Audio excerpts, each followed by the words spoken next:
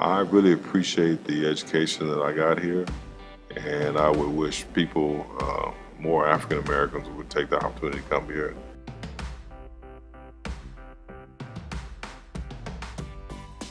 My best friend from many years, which is she's currently my wife, was going to school here at UTEP, and we got to talking, and she was telling me how opportunities would be far greater for me to return back to school here than it would be in Austin. So I followed up on it. I came here for a visit, fell in love with the place, and true to form, I was able to get financial aid and was able to start school, and it's been a blessing ever since. I was involved here with the ASME, which is the Mechanical Engineering Society. I worked there. I was an officer in the organization. We did a lot of volunteer work with the organization. But we worked in another group with a gentleman by the name of Miguel Izquierdo. And we worked with funds from the National Science Foundation. And we worked with a project that was geared towards encouraging minority students to pursue careers in math and science.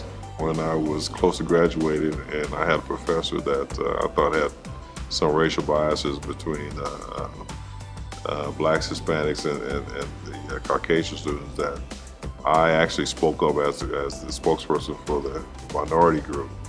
And I basically told the professor that he was, in some respects, because it got a little heated, that he was a blatant racist. And he made it very clear to me that he was the only professor that taught that class, and that I could expect that I would have to take it again in order for me to graduate. And it happened that way, but the lesson I learned, and my father got me to see it, was he asked me, well, how do you feel? I said, well, I felt good. I got that off my chest, and I wanted to make sure that he knew it. He said, but now how do you feel now? I said, well, I don't feel that great now because I know I have to come back here in the fall to graduate, because I'm not going to, he's already assured me I'm not going to be able to make it out of this semester. So I said, well, I've learned that, you have to learn how to pick your battles and bite your tongue on certain things. You just can't speak your mind on everything. Graduation, walking across that stage and getting that diploma, that was my most memorable moment. My father tells the story that his son didn't graduate sum laude or cum laude or magna cum laude, but he graduated thank you laude.